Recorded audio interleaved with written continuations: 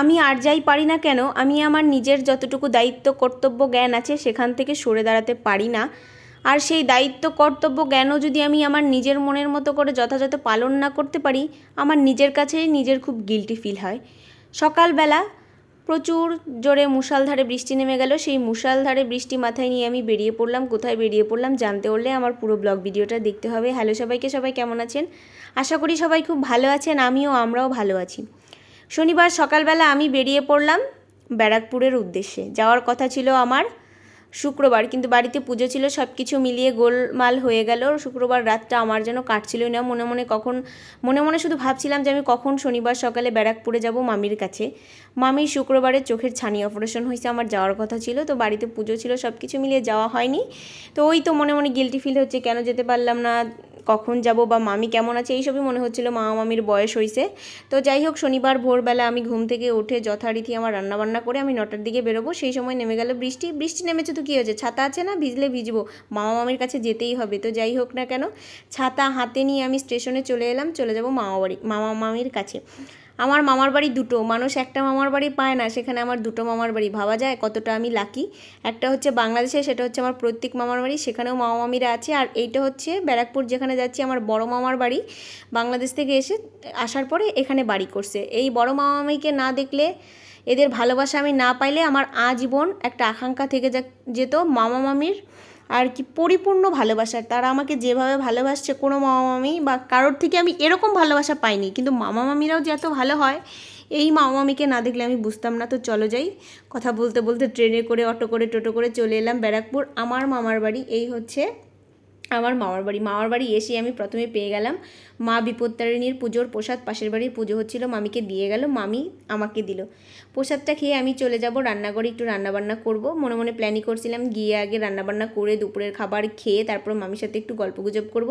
মামি তো অসুস্থ মানে অপারেশন হয়েছে, কিন্তু এমনি সুস্থ আছে, স্বাভাবিক করলে সব ভালো আছে। তো যাই হোক, আমি মামাকে দিয়ে রান্না করবো, মামি থাকতে এই বয়সে। তো যাই হোক, মামার বয়স বলা যায় 70-এর ওপরে, 75 বা তারও বেশি, 80 হতে পারে। তো যাই হোক না কেন, আমি গিয়ে আলুর দম আর ডাল বসিয়ে দিলাম। মামির আজকে নিরামিষ ছিল। মামি আমাকে অনেকবার বলছে, তুই মাছ নয় ডিম খা। আমি বললাম আমি কোনোদিনও খাবো না, কারণ আমার মাছ ডিম খেতে এমনিও ভালো না, তার মধ্যে আজকে তোমাদের নিরামিষ। আমি রান্নাটা বসিয়ে চলে গেলাম মামির উঠোনে। দেখো কি সুন্দর সুন্দর সবুজ গাছ, ফল ফুল সব আছে, এবং কি এখানে আম, কাঁঠাল, নারকেল, ফুল সব আছে। এই আম গাছের আমও মামি আমায় গত বছর দিছিল জামাই ষষ্ঠীতে, আর নারকেলও দিছিল।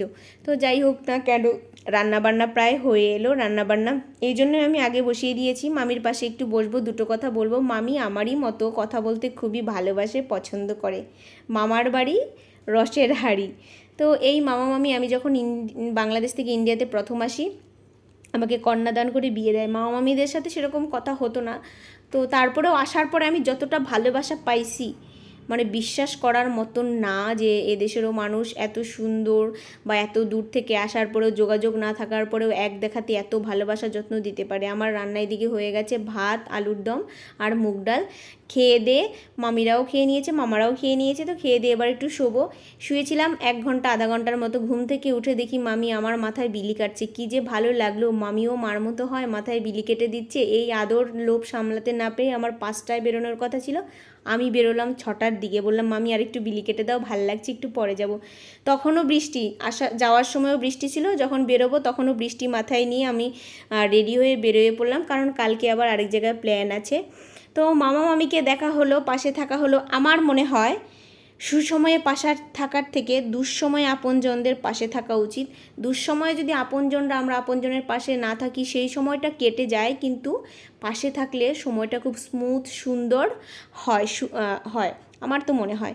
তো মামা মামির প্রতি আমার যা শ্রদ্ধা, ভালোবাসা এই জীবনেও শেষ হবে না। জানি না কতটা করতে পারবো। তারা আমার জন্য যা করেছে সেটা অসীম, অসীম, অসীমের থেকেও বেশি।